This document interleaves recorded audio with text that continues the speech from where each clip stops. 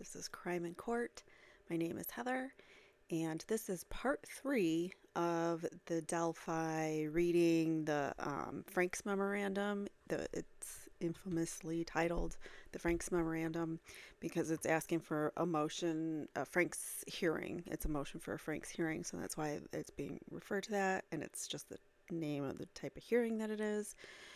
To get uh, to present this evidence in front of a court, everything that's in here. So they want to present this to a court in order to um, get Richard Allen, exonerated from this. So last time we left off with, we were talking about Officer Liggett and how he was going around saying that so Liggett says one thing publicly but another thing privately to his law enforcement friends. So one man alone completed all of these tasks in less than 1 hour and 17 minutes? Question mark. Oh, you can't see because, sorry. This is this is Sheriff Liggett on the screen that you're seeing. He's not on my screen. That's why I'm able to read it. So here, let me take him down. I just wanted to, you know what? I'm going to leave him up because we're going to be talking about him. So let's just kind of shrink him down and put him over here. This is Sheriff Liggett, and this is who this memo talks about a lot. So I'm gonna right there's good. All right, so yeah, one man could not have done this by himself in a short amount of time. That by this I mean obviously the unaliving of Abby and Libby, and in the way, the manner, and everything that we're gonna go over shortly, you'll see why it would appear that there's multiple people involved, if not two people, then more. So we're gonna start where we left off last time, and I just want to warn people, I've got the trigger warning up on the screen because this is graphic. We're going to be talking about the crime scene, and we're going to be talking about how their bodies were found, in what manner. So just be aware if that's too much for you, maybe this episode isn't the best, or you can come in, a little later on when we've finished up this portion of it. So hopefully everyone's all right. All right, so starting off where we left off, still to be fair to Liggett's public proclamation under oath, let's test Liggett's claim that one man, Richard Allen, acted alone by reviewing all the tasks that this 5 foot 4 inch man, so Richard Allen is not very tall, and he wouldn't, he's a smaller frame. He probably wouldn't seem very menacing. But maybe to a couple teenage girls he could. I'm just trying to play devil's advocate and look at both sides. But continuing on, he's 5 foot 4 inches, and there's no way that he would have had to. Sorry, hold on. Let me get back on track. So let's test Liggett's claim that one man, Richard Allen, acted alone by reviewing all the tasks that this 5 foot 4 inch man would have had to accomplish in order to pull off the abduction, the ritualistic unaliving, and then staging the crime scene as it was found the 14th of February in 2017. So remember, the girls went missing on the 13th of February, and they were found the very next day in the morning by one of the groups that was searching for them. All right, so 1. This man would have had to have been solely responsible for marching Abby and Libby down a steep hill. 2. This one man then would have had to march both girls through the woods for some distance. 3. At some point in time, this single solitary man would have had to cross a cold river whose depth was nearly 3.5 feet. At this depth, if the water were only 2 feet higher, Richard's whole body would have been completely immersed from head to toe. So it's n I mean, it is high. Let's see what this says. Their footnote. They had a geological or geographical survey depth rating from it was taken at the crime scene, the depth of the water. So that's evidence in their case. From head to toe. Number 4, with the cold river water rising well above his waist, this man acting alone has to worry about himself crossing this rushing river, because it is moving, not just still water, and then while also trying to corral 2 young girls, keeping them from running or screaming, knowing that houses were not very far away. Number 5, this man on his own would have had to then march the girls up to the site of the unalivings while all 3, because of the depth of the water, were wearing undergarments, pants, shirts, jackets, socks, and shoes that were drenched with water from the river. Number 6.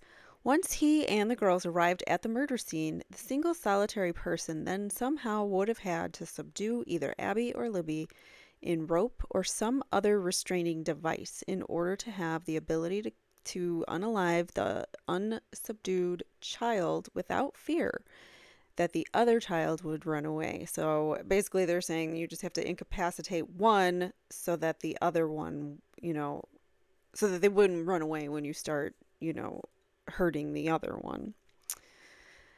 So number 7, because of the lack of blood on the girl's clothing, each child would have had to have been completely disrobed before the single solitary man sliced the first victims in the neck area. So the man acting alone either asked each child to disrobe or he assisted in the disrobing. So 1 man, 2 teenage girls, and no fighting back, or so it seems. It didn't seem like they tried to get away, or if they did, we don't know. All right, so number 8. Sorry, I feel like something on me. All right, so Trooper Jerry Holman of the Unified Command has confirmed that both girls were not wearing any clothes at one point in time, as Liberty was found at the crime scene completely nude, while evidence showed that, quote, Abby at one point in time had her clothes off, end quote. So where's that coming from? We have a footnote here, number 25. That comes from Holman's deposition that at some point in time, the girls changed clothes or were completely nude at some point. All right, so number 9. Once the girls were disrobed and nude, I don't know if you could say that word on YouTube. So nude in the middle of the forest in the middle of the day in February, which, I mean, it was a warm day, that like unseasonably warm, but it still wasn't warm enough to be walking around without any clothes on. So once the girls were disrobed and nude in the middle of the forest in the middle of the day in February, and once he had subdued one of the 2 girls to prevent her from running away, the man acting alone could finally end the girls. So it seems like a lot of things, and they're trying to pull here, a lot of things would have had to have taken place, and they would have all had to go right in order for this to happen by the hands of one man.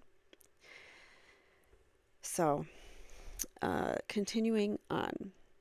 Number 10. This man acting alone would have had to pull the ceremonial knife or whatever sharp instrument was used and inflict fatal injuries to the neck of the first child. It is unknown which child perished first. And while the second child watched, hopefully without screaming or becoming so hysterical that said child was uncontrollable or even drawing attention to that area. So number 11, the man acting alone would then walk over to the second child who was somehow subdued and inflict the same fatal injuries to her neck. So we are to assume then by this that both of the girls were stabbed fatally in the neck. Um, Even though like other things happen to them, that seems to be the cause of death there. So number 12, the autopsy notes taken by Liggett reveal that the pathologist stated that because of the particular vein that was severed, Abby suffered a slow death. And let's go to that. Find attached the marked exhibit 27, Liggett's autopsy notes. So that in and of itself is problematic when law enforcement is in attendance of autopsies, because they often, I don't want to say often, but their biases can be projected onto the coroner or the medical examiner, and put certain things there and see things that aren't necessarily there, put different connections together just because they want to make it fit a specific story. So it's problematic when law enforcement is in attendance of the autopsy. I think the coroner, medical examiner should be alone. I mean, with another, examiner, but I don't think law enforcement should have a hand in that. Anyways, so the defense has not yet deposed the pathologist to determine what the phrase, quote, slow death means in terms of timing, whether it is 5 minutes, 25 minutes, or 55 minutes or more. So we don't know, but it appears she may have ceased from her red DNA, the liquid red DNA that you can't say on YouTube. I think that ran out, and she potentially succumbed to that. So to give Liggett as much additional time needed to sell this preposterous story that one man committed all of these tasks in a short period of time, we will presume that this one man, acting alone, took Abby's life first and Libby's second, so that he, the lone life ender, would efficiently handle all of the other tasks necessary while Abby suffered her, quote, slow death, end quote. So that's disturbing and very sad. All right, so 14. Additionally, even after Abby finally would have succumbed to her injuries, the man acting alone would have had to then wait enough time so that the liquid DNA escaping from Abby's neck would stop flowing, as there was little to no liquid DNA found on any of the clothing Abby was wearing other than around the neck. Wow, so both undergarments and outer garments, meaning that the single solitary man likely clothed Abby's body after she was deceased and after the blood stopped flowing. After the red DNA stopped flowing. Yeah, so think about that. I mean, I don't want to, but it's awful. Number 15. Once the man acting alone inflicted the injuries to Abby's neck and she was experiencing that, quote, slow death, he would have left Abby on the ground somewhere away from where she was ultimately laid to rest, as there was little red DNA at the scene where she was laid to rest and posed, and where the man acting alone placed sticks on her body. So she was moved. They could tell that where she was laying was not where the injuries were inflicted. Number 16. So did Richard Allen do all of this? He would have had to move the bodies and do everything like that. And everything that they're describing here. So continuing on, number 16, while waiting for Abby to succumb to her injuries, the man acting alone would have then used his ceremonial knife or whatever sharp object he used to inflict Libby's fatal injuries at the base of the F tree, where Libby's red DNA was found. While 17, while one waiting for Abby to succumb, I'll just say, and then two, while waiting for the red DNA to stop escaping from Abby's fatal injuries, this man acting alone would have then grabbed Libby's body from the F tree where she was probably ended, dragging her to her final resting place at the base of the tree where she was found. So she was injured by this F tree, that tree that has the rune-like F painted on it and the red DNA. And then she was moved to to the base of a different tree. 18. While waiting for one, Abby to succumb, and then two, waiting for the blood to stop draining, this man acting alone would have then had to pose and position Libby's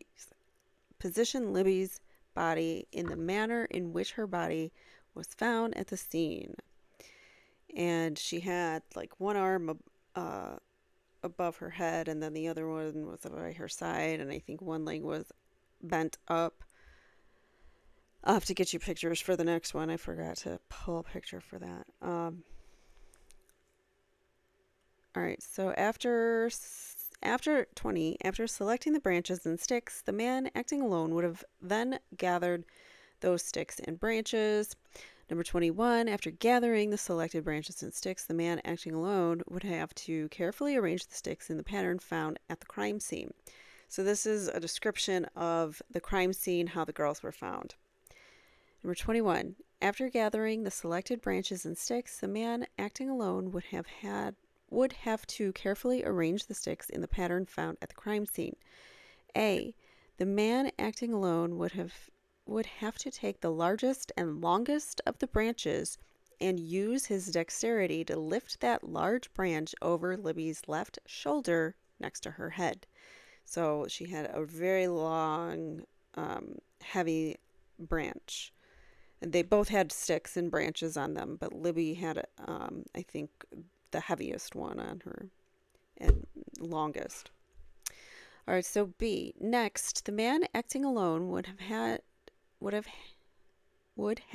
to have taken a smaller stick and placed it under Libby's neck on a straight line from Libby's right shoulder to her left shoulder. So right across her shoulders, but over the previously laid out large branch that the man acting alone, they keep saying the man acting alone, had placed over Libby's shoulder, described in 14a. Because it does seem impossible. I mean, there's a lot involved here. We're already on step, 21. So, and we're not stopping yet. Next, the man would have to grab one of the larger sticks and place it on Libby's right thigh near her genitalia. This stick would then be placed alongside the right side of Libby along her head, but over the shorter stick discussed in 14c above. So this stick starting near Libby's genitalia would form from the right half of the V along with the stick. So it's in kind of like a rune shape. I'll have to find pictures and compare it next time for you guys, like an outline of the crime scene and then what the runes look like too. All right, so D. Next, in order to form what can be described as a V, the man acting alone would take another stick, place it on Libby's left thigh near her genitals, and connect it with the stick described in 14c to form the base of the V. Then this man would run that stick essentially along the left side of Libby's body over the large tree branch that is mentioned in 14a. The stick placed on Libby's left thigh would also connect with, and in fact may even be attached to, as the photo makes it hard to tell, the stick described in 14b.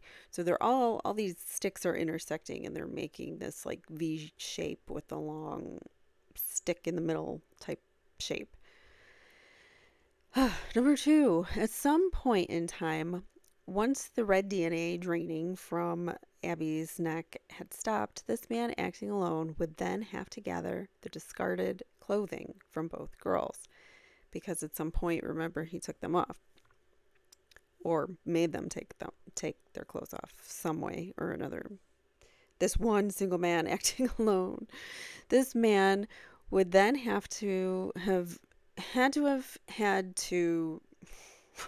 then okay. This man would then have had to redress Abby's body, starting with the undergarments Abby was wearing without leaving any red DNA. His, Abby's, or Libby's on the undergarments, except around the neck area where Abby had been mortally wounded. Number 24, this man acting alone would have to use his dexterity to lift Abby's body in order to maneuver the first bra onto Abby's body. This man acting alone would then have to use his dexterity to lift Abby's body in order to maneuver the first bra under her back. The man acting alone would then have to use his dexterity to secure this black bra onto Abby. This man acting alone would then have to locate the second bra that Abby was wearing. This man acting alone would then again have to use the dexterity to lift Abby's body in order to maneuver the second bra onto Abby's body.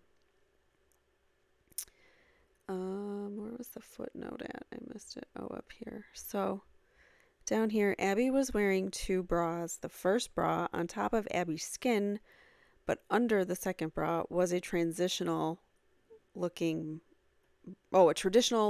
black bra. The second bra was found on top of the black bra and under a pink shirt. The second bra was what the defense would call a gray sports bra. So she was wearing 2 bras and one on top of the other under a pink shirt. Where did we leave off? All right. Once both bras, where'd I go? Once both bras were secured onto Abby's body, this man would alone have to locate the pink shirt that Abby was wearing underneath the sweatshirt. 31. Once the pink shirt was located, the man acting alone would likely have positioned Abby's arms above her head to make it easier to place the pink shirt onto Abby's body. Once Abby's arms were positioned above her head, then the man acting alone would have to place the opening at the bottom of the pink shirt just above Abby's outstretched arms. These are like really bad instructions. If you get really bad instructions on how to put something together, it's so repetitive and dry, boring reading, but it is what it is. They have to be specific. All right, so 33. Once the bottom opening of the pink shirt was positioned just above Abby's outstretched arms, the man acting alone would have to use his dexterity by lifting Abby's left arm and placing it into the pink shirt. 34. Once the man acting alone maneuvered Abby's left hand and left arm through the bottom of the pink shirt, he would have to use his dexterity to move Abby's left hand and left arm toward the left armhole of the pink shirt. It's bad writing. 35. Once the man acting alone had used his dexterity to maneuver Abby's left hand and left arm toward the left armhole in the pink shirt, he would have had to use his dexterity to pull the left arm through the left armhole. I mean, we're getting the picture that this is, if it is one man, it's a lot of work. It would be exhausting. It would take a lot of time. So was Richard Allen the man, because he was only there for, sorry, I'm fixing my hair tie thingy. Because Richard Allen was only there for his lunch break, and he only accounted for a short amount of time that he was there. So for all these things that were done, how did Richard Allen, this one man acting alone, do them? I don't understand it either. Next, 36. Once the left arm was successfully pulled through the left armhole of the pink shirt, the man acting alone would have to use his dexterity by picking up Abby's right arm and placing it in the bottom entry hole of the pink shirt. Okay, step by step by step. Once the man acting alone had used his dexterity to maneuver Abby's right hand and right arm towards the right armhole in the pink shirt, he would have had to use his dexterity to pull the right arm through the right armhole. Once the man acting alone had successfully maneuvered Abby's right and left arms through the armholes, then he would have to use his dexterity by using one hand to lift the upper portion of Abby's body while using the other hand to pull the pink shirt towards Abby's midsection until the shirt was properly dressed. So he'd have to lift her up to get the shirt on her all the way. Lift up her midsection there. Additionally, the man acting alone while using his one hand to pull the pink shirt toward Abby's midsection would have had to lift Abby's body high enough off the ground to avoid getting any dirt on the pink shirt, as the photographs show that the pink shirt was clean. So it appears that two people likely dressed Abby the way that this is described. It is likely that once the unaliver redressed Abby in her pink shirt, that the pink shirt never touched the damp, dirty ground, as there was no dirt on the shirt whatsoever, unlike the wet dirt found on Libby's backside and the wet dirt also found on the sweatshirt that Abby was ultimately dressed in. So even with the pink shirt, then she's got a sweatshirt. So dirt and mud that got on her, but not on the pink shirt. So somebody was holding her up, it almost seems, to help dress her, is what I'm getting from that. All right, 41. This would mean that once the man redressed Abby in the pink shirt, that he would have likely held up the upper portion of Abby's body with one hand while grabbing the sweatshirt with the other before placing the sweatshirt on Abby. So it would be not impossible, but difficult, especially after doing everything that is already listed now. Now we're on step 42. In order to put the sweatshirt on Abby, once he was able to locate Abby's sweatshirt, then this man acting alone likely positioned at least one of Abby's arms above her head so as to make it easier for the man to put Libby's sweatshirt onto Abby's body. 43, once he positioned Abby's arms above her head, this man acting alone then would have to take the opening of the sweatshirt near the outstretched arm or arms of Abby. 44. Once he positioned Libby's sweatshirt near Abby's arms, the man acting alone would have had to maneuver the left hand and arm in order to. That seems like impossible. You have to maneuver the left and right arms. The left hand and the right arm. Sorry, no, the left hand and the arm, in order to move into the bottom of the sweatshirt. It just seems like while he's doing this all one-handed, it just doesn't seem feasible to me. Number 45. Once he stuffed the left hand and arm into the sweatshirt, the man acting alone would have had to position the right arm into the bottom opening of the sweatshirt. 46. Once both arms had been placed in the entrance of the opening of Libby's sweatshirt, then this man, acting alone, would have had to use his dexterity to pull the sweatshirt down toward Abby's head, likely using one of his hands as the other was being used to prop up Abby's body. So how many hands does this guy have? so that it was not touching the ground, since again, the shirt had no dirt on it. 47. Once this man, acting alone, started pulling the sweatshirt down toward Abby's head, he would also have to make sure that Abby's left arm and left hand were also being pulled inside the sweatshirt left armhole towards the hole of the end of the sweatshirt's left sleeve. It sounds like they did this, like somebody did an experiment and like really went through this process. The lawyers or, an expert or somebody like helped them put all these steps together as to what they likely would have had to do. Number 48.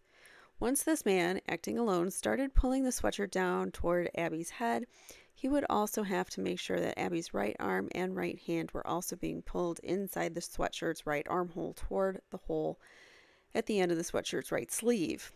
Number 49. Once the man acting alone had successfully guided both the right arm and left arm into their respective armholes, this man then would have to use his dexterity to lift Abby's body with one hand while using the other hand to pull the sweatshirt down towards Abby's midsection, making sure that the sweatshirt was pulled over Abby's head.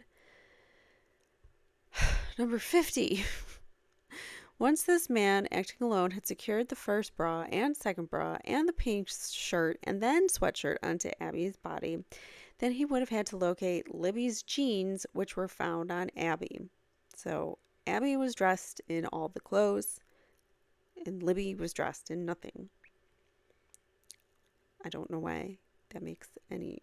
I don't know how that makes any sense, or why somebody would do that, unless it's just to mess with our minds and to throw us all off track. So... Number 51. Once this man acting alone had located Libby's jeans, this man acting alone would then have had to place the opening of Libby's jeans at Abby's feet. 52. I mean, how do you dress someone who is, like, if you've ever had, like, a drunk person or something that you've had to, like, take care of and take their, shoes off, or get them like tucked in bed or whatever, if you've ever had to do that, you know that it is completely difficult, and they're just laying there and it's just heavy body weight that is difficult to move. So for them to be dressing two unalived teenage girls, I mean, for them, I'm saying them because I don't think it was one person either. So I'm saying one person could barely do it, and two people might even need more help than just the two people to do it. So I don't know, especially if you're trying to do it in a short amount of time, or I don't know. But moving on. 52. Once he placed the opening of Libby's jeans at Abby's feet, the man acting alone would then have to have used his dexterity to lift Abby's feet from her body enough off the ground in order to start the process of maneuvering Libby's jeans onto Abby's body. 53. First, we're on 53. First, this man acting alone would have lifted either the right or left leg and foot into the opening of the jeans. Next, the man acting alone would have lifted the remaining leg and foot into the opening of the jeans. 55. Once he was able to position Abby's feet into the opening of Libby's jeans, then this man acting alone would have had to use his dexterity to lift Abby's hips and legs in order to maneuver the jeans up Abby's body, which would be very difficult. And I think you would see signs of him like struggling to do that if like dirt in the pants, and I don't know. It would just seem seems impossible that one person did that to me. All right, 50, what do you guys think? Please let me know in the comments below. Please don't forget to like, subscribe, share this video. Let me know what you think about this memo. I know it's long. It's poorly written in this section. I'm trying to breeze through it as fast as I can. But it does give us a picture of what one person would have had to do if it was indeed one person, and how difficult it would be for one person to do all these things. So, did I read 56? 56. Once the man acting alone was able to maneuver the jeans several inches towards Abby's midsection, he would have to continue to readjust by lifting the body with one hand while grabbing the jeans and pulling them toward Abby's midsection with the other hand. It would be difficult. 57. This man acting alone would continue this adjustment and readjustment using both of his hands. So like he's kind of like pulling him up while she's laying on the ground, and you guys can figure it out. All right, so 58. Once this man, acting alone, had successfully completed the task of dressing Abby in the first bra, the second bra, the pink shirt, Libby's sweatshirt, and jeans, he would then have to locate Abby's Converse tennis shoes.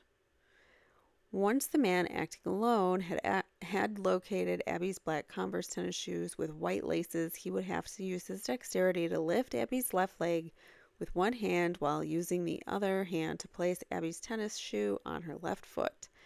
60. Once the man, acting alone, had completed this task of placing Abby's left Converse tennis shoe on with the white laces back onto Abby's left foot, he would have to grab Abby's other tennis shoe, the right tennis shoe. 61. Once the man, acting alone, had grabbed Abby's right tennis shoe, he would have used his dexterity to lift Abby's right leg with one hand while using the other hand to place Abby's right Converse tennis shoe onto Abby's right foot. Once the man, acting alone, had placed both shoes on Abby's feet, he would have had to locate the right twigs and sticks that he needed to fashion the horns or antlers, because they were sticks above their heads, both of their heads, that look like antlers, which is part of paganism, part of their symbols and rituals. 64. I don't know what it means. If anybody knows what it means, please feel free to let me know. I really don't know much about Odinism. I just know what I know about it from this memo. So if anybody's like an expert or knows things about it, I'd love to hear from you.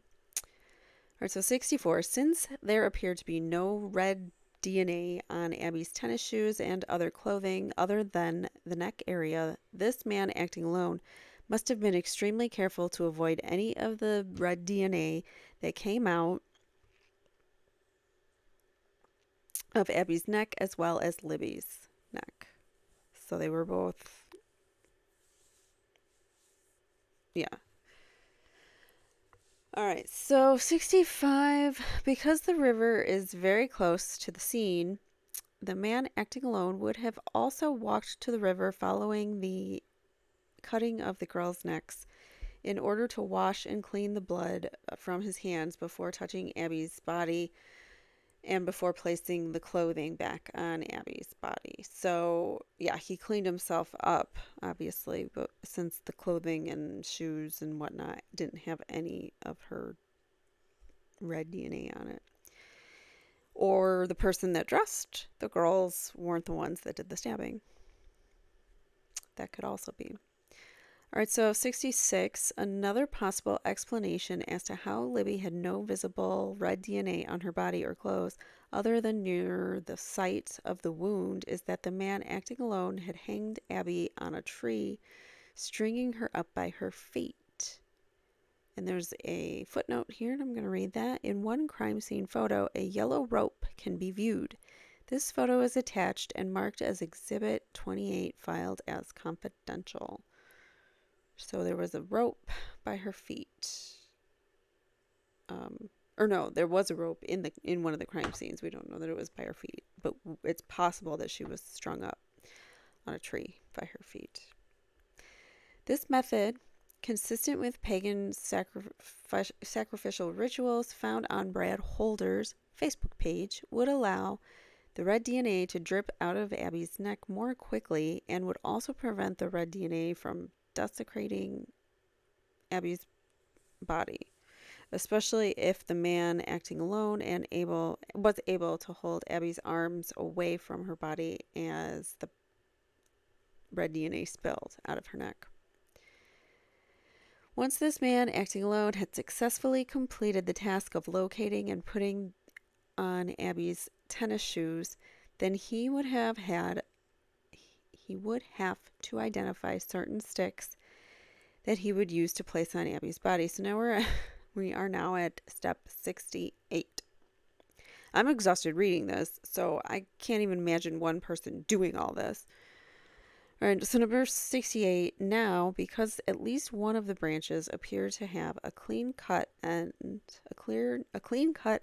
this man, acting alone, either brought out his saw, a saw that he had either stashed at the scene ahead of time or had carried on his person as he walked to the bridge or on the bridge, and then used that saw to cleanly cut the end of at least one of the branches. Or B, located the branch with the clean cut end that he, the man acting alone, had either one, stashed ahead of time at the murder or at the site, or two, that he had carried with him on his person while walking on the Monon High Bridge before abducting the girls, or three, the man acting alone just so happened to have found a branch with a clean cut end on the ground in the woods. So there's a lot of what ifs there, but those are the options as to how that branch got there, if by one man. All right, so 69. Before placing his three hand-selected sticks on Abby's body, the man acting alone would have had to position Abby the way that she had been found.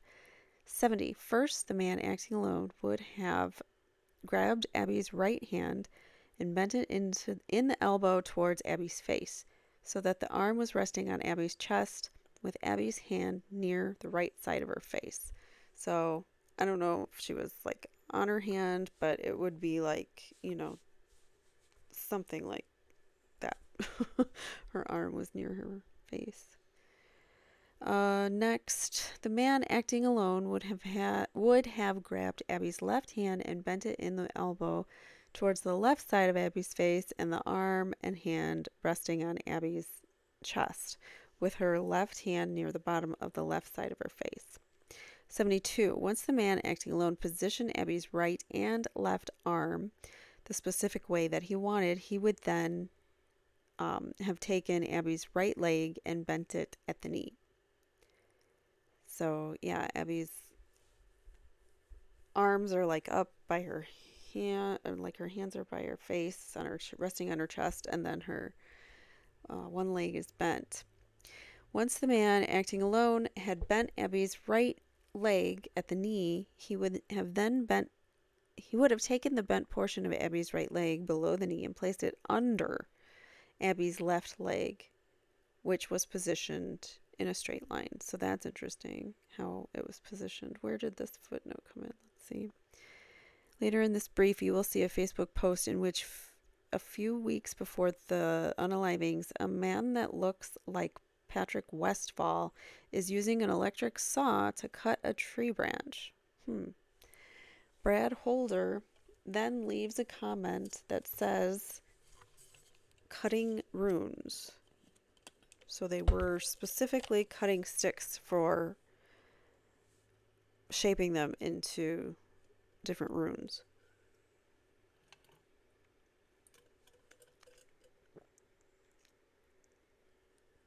Sorry, hold on. So that is interesting that he would go right to that, thinking that that's what it was if you saw Patrick Westfall cutting a tree branch or something on his Facebook page. Makes you wonder. All right, so number 74. Once the man acting alone had positioned Abby's body in a way that he desired, then the man would commence placing the sticks on Abby's body. Number 75. First, the man acting alone would have grabbed the largest and longest of the branches and placed it diagonally from the bottom of Abby's body, beginning below the right leg over Abby's midsection, then over Abby's left shoulder. So it stretches all over her body. This branch was so long that it covered a few feet below Abby's right leg and a foot or so to the right of Abby's head. So it's much longer than her height. 76. Once the man acting alone placed that first larger branch across Abby's body, then he would have taken the second shorter stick and placed it on a line, for the most part, between Abby's right and left shoulders and over her neck. Number 77. And counting. Once the man acting alone was through placing the stick described in paragraph 75, he finally would have laid the last stick on a line along the left side of Abby's body towards the middle of the head, with all three sticks intersecting at the same exact location of on the left side of Abby's body. So all the sticks somehow intersect, making rune shapes.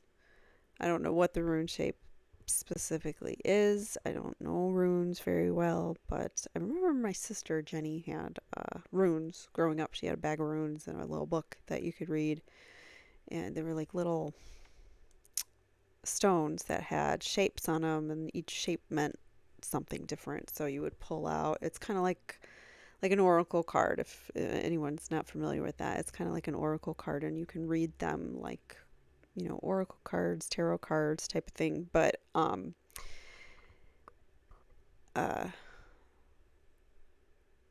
yeah, I don't know. They're ancient. Runes are have been used for many, many years. I don't know them well enough to really speak on them, other than I remember my sister had them. I used to play with them when I was a kid. All right, so number 78. Once the man acting alone had finished placing the sticks and branches on Abby's body in the specific way that he desired, he would then have to place the rune on the tree where Libby had likely been ended. 79. The man acting alone would have to have taken some of the spilled red DNA from Libby and dipped his finger or some other type of object into Libby's red DNA. I wonder if they collected it in something, because they didn't have they didn't find it on the scene. Like, I don't know. I have a feeling that this group collected it. Anyways, number 80. Once the man acting alone would have dipped his hand or some other object into Libby's red DNA, he would have then walked away from their bodies and towards the tree where Libby had been ended. Number 81. Once at the tree where Libby had been slain, the man acting alone would have taken his finger dripping with the red DNA or the tool dripping with the red DNA and would have painted a line, maybe a foot long, straight down the tree trunk, about 4 feet above the ground. And I know these pictures have been leaked of the rune, the F tree it's being called. So 82, once the straight line would have been painted using Libby's red DNA, the man acting alone would have had to walk back to Libby's body to dip his finger into Libby's neck, or to dip whatever tool he used into Libby's neck, into her wound, in order to have enough red DNA to finish the rune that he was painting onto the tree. 83, once he dipped his finger or tool into Libby's wound, and the man acting alone would have walked over to the tree, now containing the vertical line of Libby's red DNA, about 4 feet above the ground, and would have used Libby's red DNA to paint 2 horizontal lines to the ground to form what looked like something similar to an F. So that's why it's called the F tree. And I missed another footnote, darn it. This says law enforcement officer Gary Ferenczi sent Tony Liggett a video of a pagan ritual videotaped by Brad Holter, in which someone that looks like Patrick Westfall is marking a tree with his hand or fingers. So that's interesting. All right. I'm going to continue until we get through these descriptions. We have a few more to go. Yeah, okay. See? We're almost there, guys. We're almost there. These are just poorly written, so it's kind of hard to get through, but it paints a picture, that's for sure. So 84, once the painting of the rune on the tree was completed using Abby's red DNA, the man acting alone would now locate certain clothing items that he did not place on Abby, but were still on the ground, including Abby's jeans. 85. Once he located those certain clothing items, he would gather them. 86. Once the man acting alone gathered the remaining clothing items, he would leave the immediate area around the crime scene and walk to the river. Once the man acting alone reached the river, he would toss these clothing items into the river. 32. Clothing from the girls was found in Deer Creek. So the clothing that didn't get used was thrown into the creek. So Abby's clothes, I think, got thrown into the river. So once the man acting alone had thrown the items into the river, he would have to walk back to the crime scene and canvass it to make sure that he left nothing behind. 89. Once the man acting alone, alone, yeah, made sure that they forgot how to spell alone, even though they spelled it a bajillion times already. The man made sure sorry, let me start back over. Once the man acting alone made sure that he left nothing behind, including his DNA, hair, fingerprints, and shoe prints, the man would be able to leave. 90. Once the man acting alone was able to leave after exerting all the energy needed to complete all those tasks, he would have to walk up a steep hill for several hundred yards through some thickets and brush until he was able to get to the road 300 north.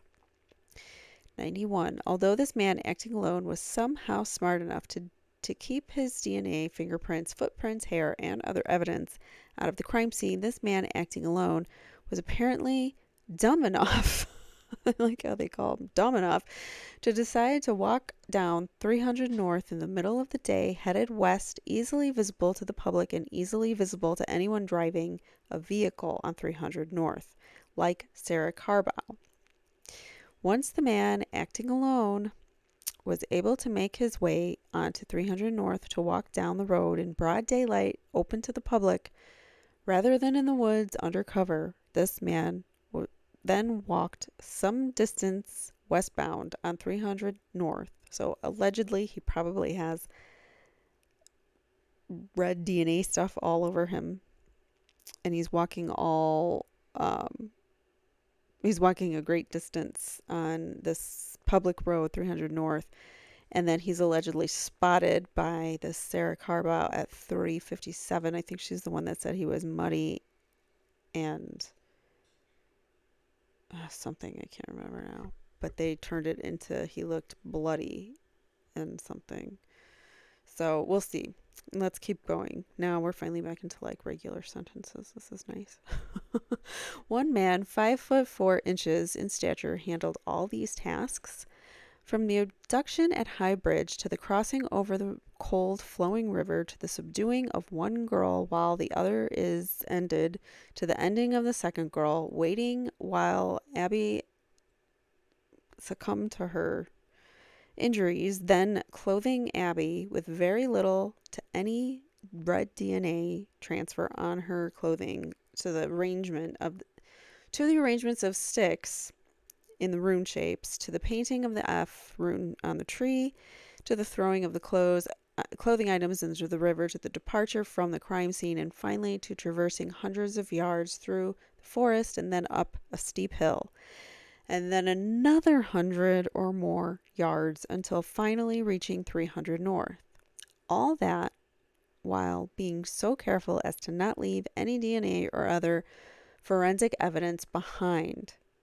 Were all these acts committed by one man acting alone? It's a very good question.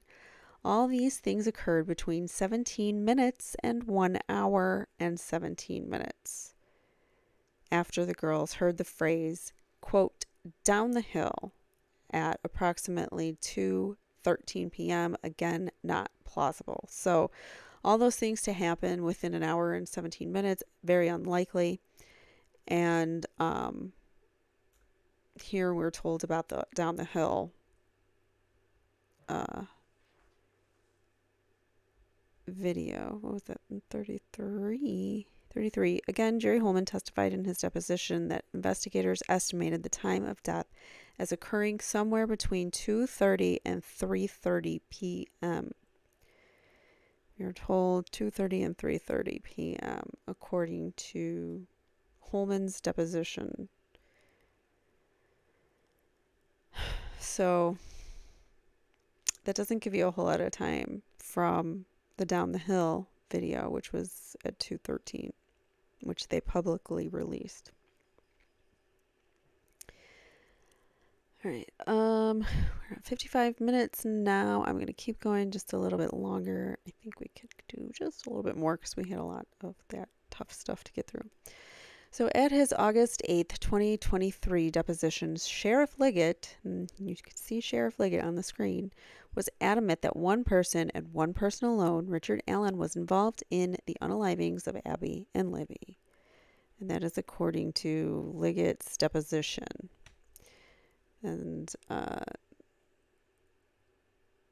however, off record, Liggett doesn't believe that one man was capable of pulling off all of these tasks, especially in such a short period of time, leaving behind a crime scene with no forensic evidence. As referred to earlier, Liggett says one thing publicly under oath, but a different thing off record to his buddies. One of those buddies is former sheriff and now Chief Deputy Sheriff Tobe Lesenby. The day after Liggett's August 8th, 2023 deposition, Tobe Lesenby was subject to a deposition. All right, what does he say? When Tobe Lesenby was asked at his deposition how many people he believed were involved in the unalivings of Abby and Libby, Lesenby provided a different answer than Liggett. He, Lesenby, indicated that, quote, at least two, end quote, people were involved. And that's according to his depo. The reasons Lesenby gave as to his belief that at least two people were involved in the unalivings was Lesenby's belief that, quote, it would be difficult for one individual to accomplish what occurred, end quote. So that, yeah. Reading all that, we can tell it would be difficult for one person to do that in an hour and 17 minutes max. So when asked if other law enforcement officers shared his perspective, Lesenby provided a surprising answer based upon what Liggett had testified to under oath the day before. Yes, at least one other law enforcement officer believed multiple people were involved in the unalivings of Abby and Libby, Tony Liggett. According to Lesenby's sworn statement, it was common for he, Lesenby, and Tony Liggett to have one-on-one conversations, and that Tony Liggett definitely believed that more than one person was involved. So, 37, Lesenby Depo. So we know that Tony Liggett, you see him on the screen there, he has publicly said it's one person, no need to worry, we got the guy, that's it, no need to worry. But apparently Sheriff Tony Liggett and this other chief, what is his name now, or his title? Chief Deputy Sheriff Tobe Lesenby says something else, and he says that they've had many one-on-one conversations going on about multiple people being involved in this. What do you guys think about that? It's interesting when law enforcement's statements or testimony or depositions don't line up. I don't know, just saying. So Tony Liggett, who just the day before under oath claimed that only one person, Richard Allen, was involved in the unalivings, privately behind the scenes was saying something altogether different in one-on-one conversations with his law enforcement friends. So he's talking out of both ends there. If a cult consisting of more than one person in a coordinated fashion lured the girls to the bridge, abducted the girls, and then collectively were able to perform all the tasks mentioned in the previous paragraphs, That perspective would cut against Liggett's sworn claim that the unaliver acted alone. Conversely, even more problematic for Liggett is that stating under oath what he, Liggett, actually believes, that, i.e., that more than one person was involved in the murders of Abby and Libby, would then lend credence to the fact that the accumulation of evidence gathered by Murphy, Ferenczi, and Click, the other officers involved, strongly support that on February 13th, 2017, several men from a pagan religious cult were involved. For some reason, Liggett is obviously not interested in wanting anyone, including Judge Diener, to know that the evidence strongly supports organized pagan cults as being ultimately the unalivers. Therefore, sadly, it is not surprising that Liggett lied under oath when he claimed in his deposition that only one man acting alone committed these crimes. If Liggett had told Judge Diener that he, Liggett, believed that multiple people were involved in the crime, and if Liggett also provided Judge Diener with a massive amount of missing details of the Odinite involvement in the murder, in the unalivings, including evidence of the Odinites' intimate knowledge of the crime scene, then there is no way Diener would have or should have signed the search warrant. So basically, because Liggett is lying about what he believes happened and the number of people that happened, the search warrant for Richard Allen that was eventually signed by Judge Diener should not have been signed because it was made under false statements.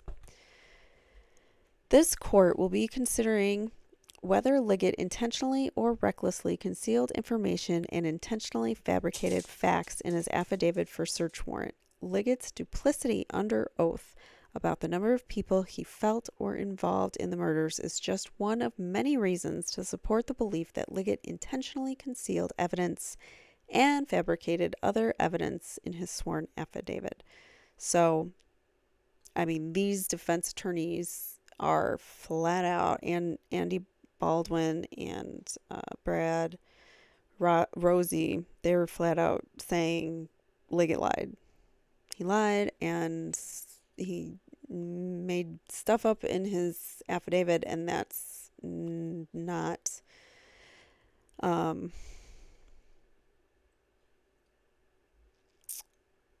basically that should quash the search warrant. So anything that they obtained from Richard Allen's home should not be admitted, basically, is what they're, I'm sure applying or getting at here. So we are going to stop it there because we are about an hour in, and that's about as long as my dogs can last without a potty break. So the next time that we meet, we will be talking about the part 2, the evidence that connects the Odinites to the Unalivings, and we're going to talk more about Odinism and have that explained more in the memo. So hopefully that kind of clears things up. I will try to have pictures next time. I'm sorry I didn't do that before, but I will get pictures of the outline of the crime scene and also some runes, so you guys know what I'm talking about and what runes look like. So anyways, I hope you guys have a great rest of your day, and I hope to see you back very soon. Thank you so much for watching.